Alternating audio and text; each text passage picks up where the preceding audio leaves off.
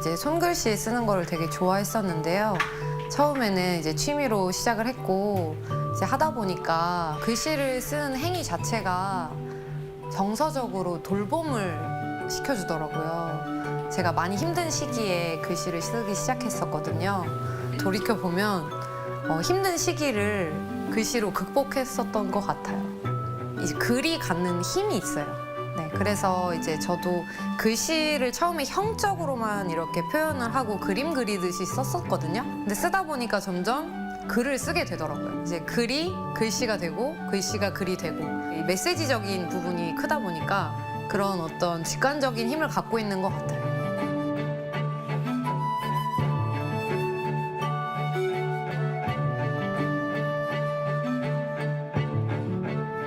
이렇게 글씨를 쓰는 행위 자체가 되게 아름답다고 느꼈거든요. 그래서 이걸 쓰는 순간을 한번 예술로 만들어 보면 좋겠다 해서 제가 글씨를 원래는 이렇게 책상 위에서 썼다면 어떤 벽면에 세우듯이 마치 춤을 추듯이 그렇게 이제 글씨를 퍼포먼스 공연으로 한번 해볼까 해서 이렇게 시작하게 된 것 같아요.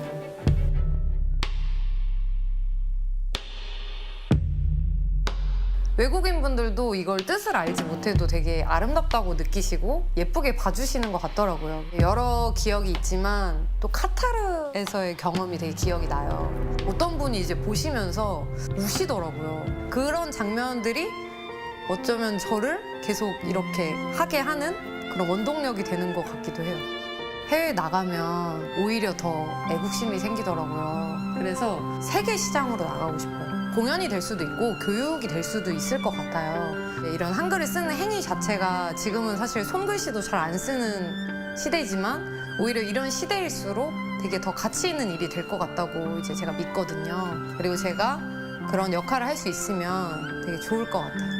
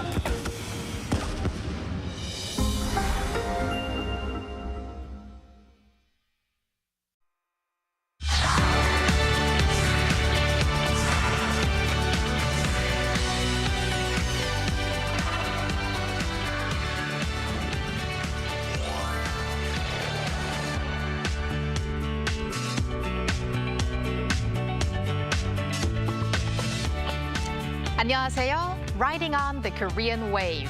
Welcome to Friday's edition of the Culture Wave. I'm Kwon So-ah in Seoul.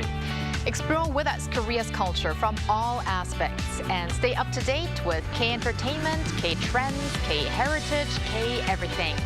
And today with a special focus on K-pop and demons and hunters. And we'll do all of that together with our co-host Bella Kim joining me in the studio.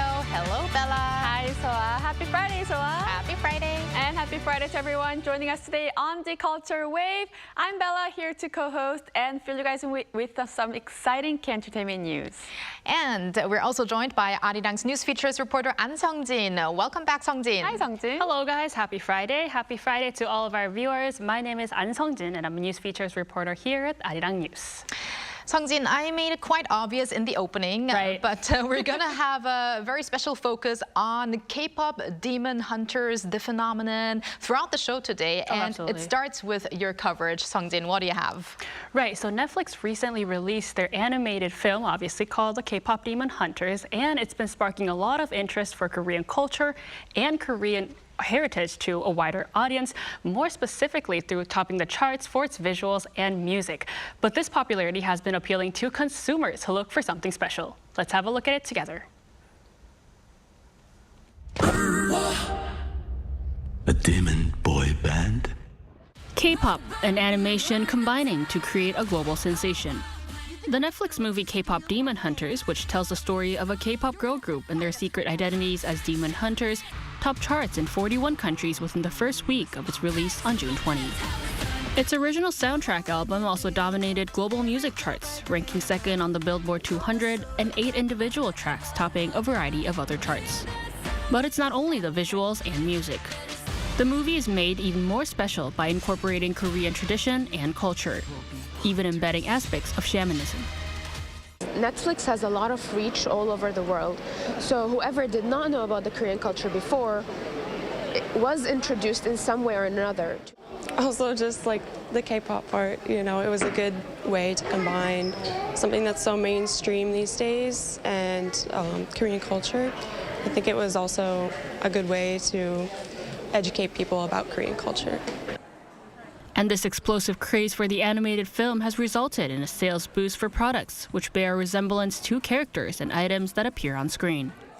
In fact, at the gift store at the National Museum of Korea, items including tiger and magpie badges and a pen featuring a kat, or traditional Korean hat, saw a huge uptick in sales.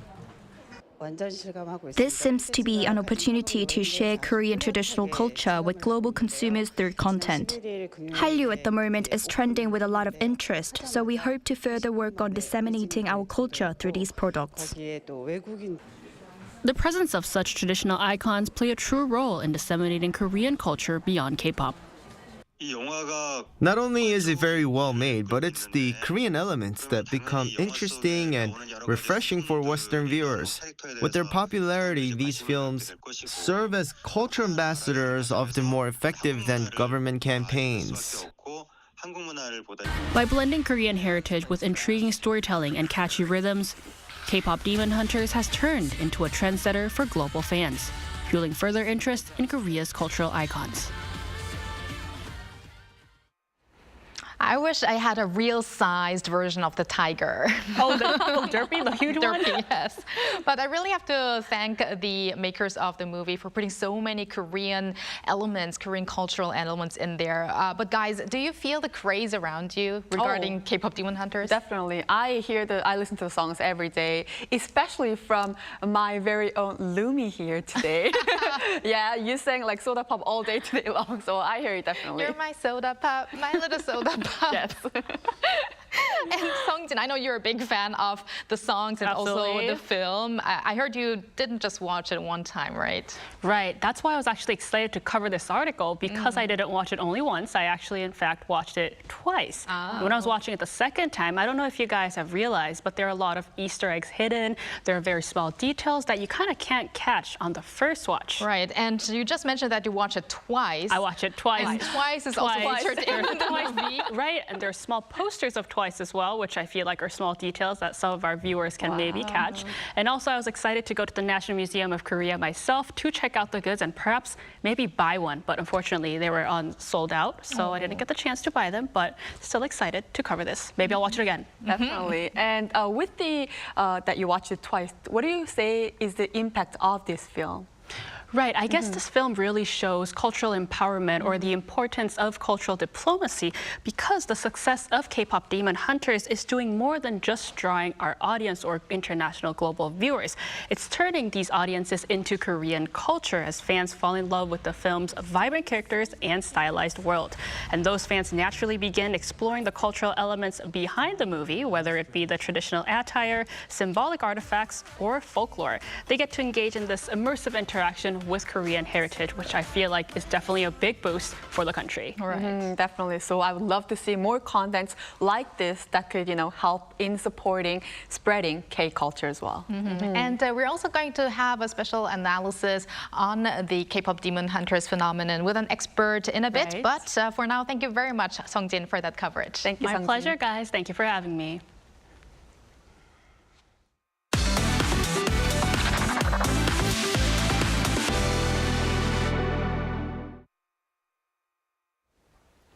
Now time for some K-entertainment news with Bella Kim. Bella, we can't stop talking about K-pop Demon Hunters. You mentioned that I kind of represent Doomy and yes. you're kind of like Mira. And I forgot to mention Songjin was kind of the Zoe today. But we also can't stop talking about Squid Game. So what's the latest? Definitely. Well, Squid Game and the 6 actors from the series have been nominated for the 2025 Gold Derby TV Awards. According to the Gold Derby website on Thursday, Lee Jung-jae was included among the 6 nominees for the drama actor category. And for the drama supporting actress category, Kang Hae-sim, who played mother Jang Geum-ja, and Park Gyu-young, who played Noel, a North Korean defector, were also nominated. Additionally, Lee Byung-hun and Choi Seung-yeon, or also known as TAP, were nominated for the Best Supporting Actor. Lastly, Gong-yoo was nominated for the Drama Guest Actor category, and the Squid Game series itself was also nominated for Drama Series and Ensemble of the Year. The Gold Derby Awards, which marks its 22nd anniversary this year, is an American pop culture awards ceremony that selects excellent actors and works in 30 different categories, including drama, entertainment, animation, and movies. The results will be announced on August 18th. Can't wait for that. And along with these nominations, there are also updates on the view count. That is correct. The Squid Game series has surpassed 700 million total views. Netflix announced on Thursday that the final season of the series topped Netflix charts in 93 countries with over 60 million views within just 3 days of its release last month. The series has shown a strong performance from the start, as the first season holds the record of the most popular non-English shows of all time on Netflix. And actually, the top 1, 2, and 3 is all Squid season 1, 2, and 3, so that's very impressive as well. And it also won 6 trophies at the Emmy Awards and picked up many domestic and international awards as well. And it still continues to thrive globally. Incredible achievement. And we're going to end up with a rookie boy group that's been doing amazing since their debut. That's correct. Monster Rookies, AHOP, will hold their first fan concert since their debut, titled AHOP First Philippine FanCon Rendezvous in Manila at Smart Araneta Coliseum in Malaysia, the Philippines, on August 30th. Now, this is their very first solo fan concert by AHOP, and this comes just 1 month after their debut. The group are achieving both popularity and buzz as Monster Rookies, breaking various records since their debut. Their first album recorded initial sales of over 360,000 copies, ranking 5th for the highest first-week sales of debut albums by all K-pop boy groups. Having achieved success domestically, AHOP are now expanding their global activities. Prior to the fan concert in the Philippines, a release event will be held in Japan. We're going to keep rooting for them. And thank you very much, Bella, for those updates. Yes, I'll stick around.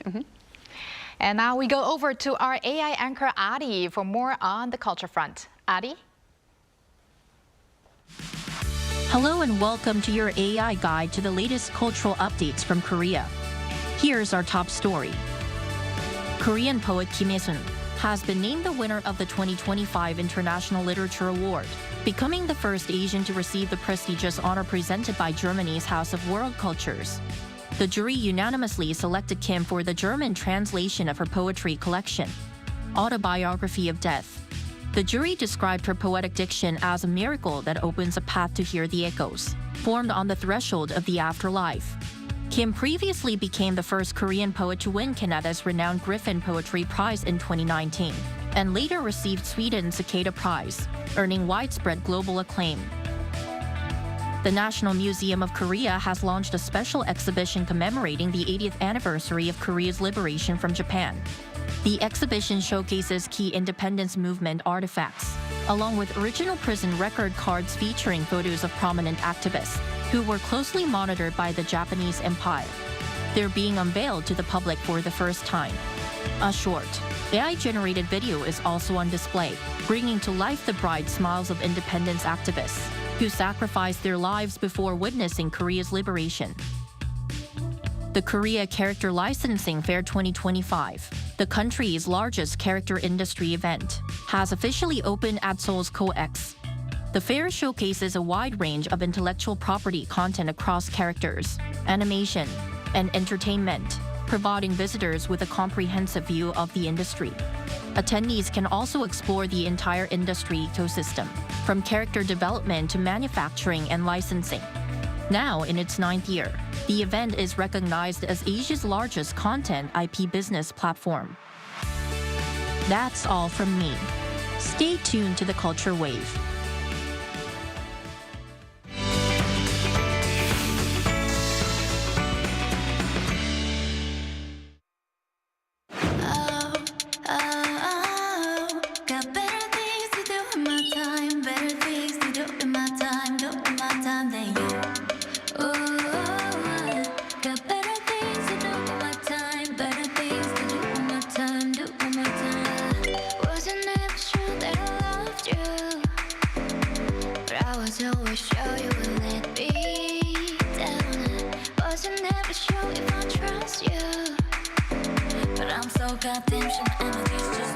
To waste a night, wanna know me, wanna know me, wanna know all about me, wanna know about me, but you can't have me 'cause I left you alone.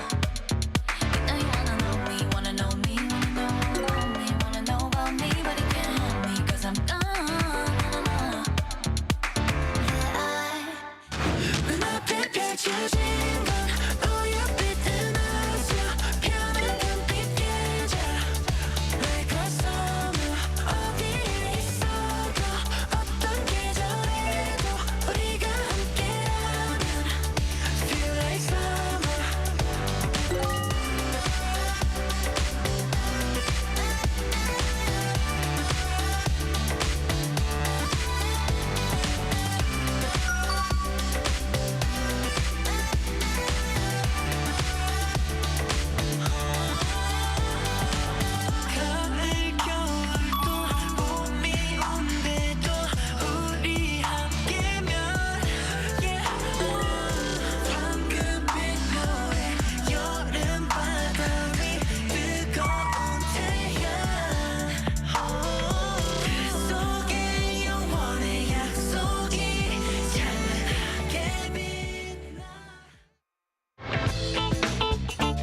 A note to Arirang TV viewers.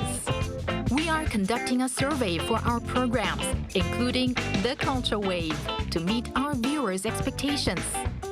Please visit us at www.arirang.com or on the mobile app Arirang TV to give us your valuable feedback. You also have a chance to win some Bluetooth earbuds and K-pop merch. Huntrix and Saja Boys are not only battling for the top spot as the most popular idol group in the animated musical fantasy film K-pop Demon Hunters on Netflix. Nope, the fictional girl and boy group's popularity has grown beyond the screen to not only reach the top of viewers' charts in many countries, but to take over music charts like Billboard. Now, for more on the Kaedehon phenomenon, we are now joined by our culture critic, Professor Ji Hye-won at Kyunghee University. Welcome back, Professor Ji, and welcome back from Spain. Thank you. Hello, good afternoon. Well, Professor Ji, first off, who would have thought that an American production would make a movie that's dominated by K-pop demons and mythology, Korean mythology. So first off, what did you think of the film and what's behind the success? Yes, personally, I enjoyed the K-pop Demon Hunters, a Netflix's animated film created by the Sony Pictures Animation. But honestly, I never thought it has achieved this much massive global success, dominating both the streaming and the chart. So the film was released on June 20th, and it quickly became the global sensation, reaching #1 on Netflix's global film rankings and topping chart of the 41 countries, including the US, UK, Australia, Japan, France, and Germany. So we can actually call it a success as a cultural phenomenon and has extended it to the real-world impact with the Huntrix and Saja Boys, achieving Billboard chart success and driving demand for the related merchandises as well. So I think this is the great example of how contemporary Korean storytelling weaves ancient mythology with modern pop culture. I can definitely see the success as well. The songs are very catchy. We've been listening to it all day today. What do you think is the most unique attempt that you're seeing in this film? I think what makes K-pop Demon Hunters unique is music. Definitely music and story, characters, and the style of animation. So this film tried to blend the K-pop music, mythology, and demonology with a story about K-pop girl group Huntrix, Rumi, like you, Rumi, Mira, and Zoe, who secretly protect the world and their fans from the demons. And I believe this point is kind of makes this film a love letter to K-pop and its fandom, since the source of their power comes clearly from their fans. So the film also tells their individual and collective journey, revealing true identity through their bonds with each other and their faith. So a large group of fans already have formed a strong attachment to the characters of the members of Huntrix and Saja Boys. Moreover, the film utilized a mix of 2D and 3D animation with dynamic action sequences and vibrant colors inspired by K-pop culture, such as K-pop music videos or the concert lighting, so which makes it very stylish. I have to agree to that. And one thing that I want to add is also that I want to emphasize that this is a musical film without making it too obvious, because K-pop is the main theme. So for some people who might cringe by watching musical movies when people talk and then suddenly start to sing, even this kind of movie is also a thing for them as well. I kind of felt while I was watching this. Now, Professor Ji, the producers of the movie have emphasized that they really wanted to incorporate a lot of Korean cultural elements into this movie. So how did they express that? As one of the co-directors, Maggie Gang is Korean-Canadian, so there are many elements of Korean culture in the film. So first of all, the music. So the multiple generations of K-pop are introduced in K-pop Demon Hunters. For instance, Seotaeji, Deuce, Twice, and XO. And of course, it features the tracks like Soda Pop and the Golden, created in collaboration with actual K-pop producers and labels, including Teddy Park, known for his work with Blackpink and his label, the Black Label, as well as other artists who have collaborated with BTS and Twice. And you can also find a lot of K-pop elements in the film. The characters wearing different kinds of gat and hanbok and norige, and the K-food like 국밥 and ramyeon, and some iconic spots in Korea, Namsan Tower or Naksan Park and Coex. And of course, in addition, the traditional Korean folk arts, minhwa, 자코도, magpie, and tiger painting is another wonderful cultural details in the film, symbolizing good fortune and chasing away evil spirits. And actually, I heard, as you guys just mentioned earlier, I heard more people want to buy the merchandise like magpie and tiger badge, so from the National Museum of Korea because of this film. Right, and also the Korean language in there in the movie. 가자 가자 or 루미님, and all of these parts where you hear Korean actually in the movie. Even in the part of the lyrics are exactly. Korean. Yeah, exciting to see those aspects of Korea within the film. And I feel like we're seeing more and more of Koreans or people with Korean backgrounds creating K-content in these major global platforms. How significant is this, Professor, and what does this mean for the K-content in the future? We can say that this is an opportunity to expand the scope of K-culture. Apple TV's Pachinko, based on the novel of the same name written by Korean-American author Lee Min-jin, and the film Minari by Jung Isak, and the Netflix series Beef, created by Korean-American writer and director Lee Sung-jin, are already good examples of expanded K-contents that were created outside of Korea. So also we know K-pop idols without Korean members came out already. So it has been a while since K-contents are not limited to the works produced only in Korea or only by Korean artists. So it would rather be a cultural phenomenon and worldwide trend. So I expect that the collaboration between artists outside of Korea and those active in Korea will become more diverse and increase, like in KPop Demon Hunters. And I think it's also mentionable that Netflix, in its second quarter earnings report, actually credited Korean contents for their higher than expected earnings. And now let's talk about the songs. The movie soundtracks have even been on Billboard, like Golden. I think that was your favorite one, Professor Yes, my T. favorite. So, and there are also many cover songs like Chaeunu and Monster X have been covering the Saja Boys. So what do you think? How does this actually affect like the real K-pop industry? Yeah, this film's popularity has solidified K-pop's position as a global phenomenon, boosting interest in Korea goods and the culture experts, I think. So real idol like Chaeunu and Monster X joining the cover dance challenge, there could be a natural connection between the film and the K-pop universe. So I think the elements and styles of K-pop are more clearly revealed through this film, K-pop Demon Hunters, and it would be an opportunity for K-pop fandom to expand its culture and activity in more diverse ways, and it would bring more fandom, I guess. Like a real world fan and the Korean Demon Hunters fans are getting more interested in K-pop as well. Right, just like in the movie, how they have their own fandom. Right.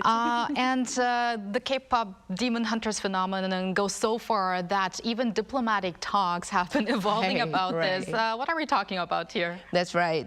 I've learned that Park Yoon-ju, the first Vice Minister of the Ministry of Foreign Affairs, briefly mentioned K-pop Demon Hunters at the recent Foreign Ministerial meeting as a symboling cooperation between Korea, the US, and Japan.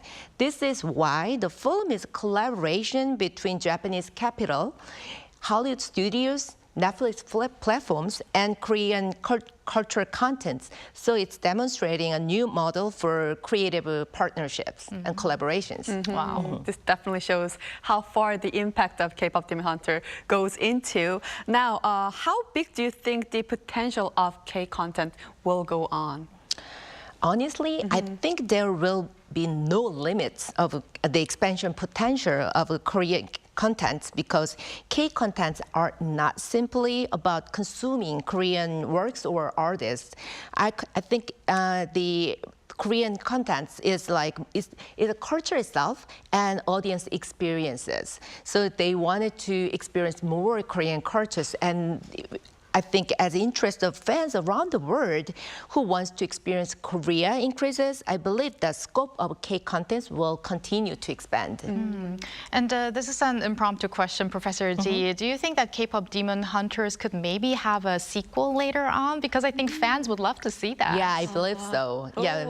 Or they could be in virtual idols, or they do a real world concert. That would be such a great idea, because we already have many virtual idols coming out. So why not Saja Boys and Huntrix in the real world? Of course. Well, thank you very much, Professor Z, for your insights today, and hope to see you again very soon. Thank you, Professor. Thank you very much.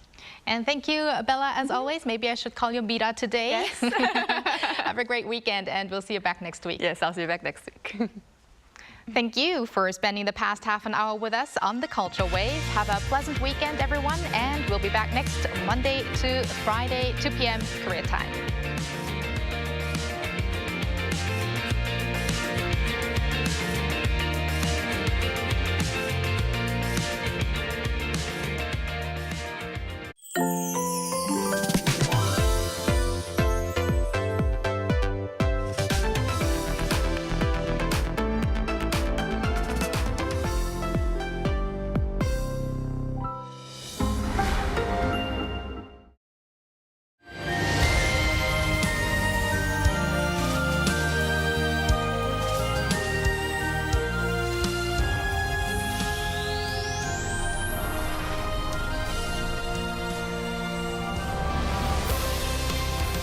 Building a sustainable tomorrow. Connect, innovate, and prosper. Connecting goods to goods, region to region, people to people, generation to generation.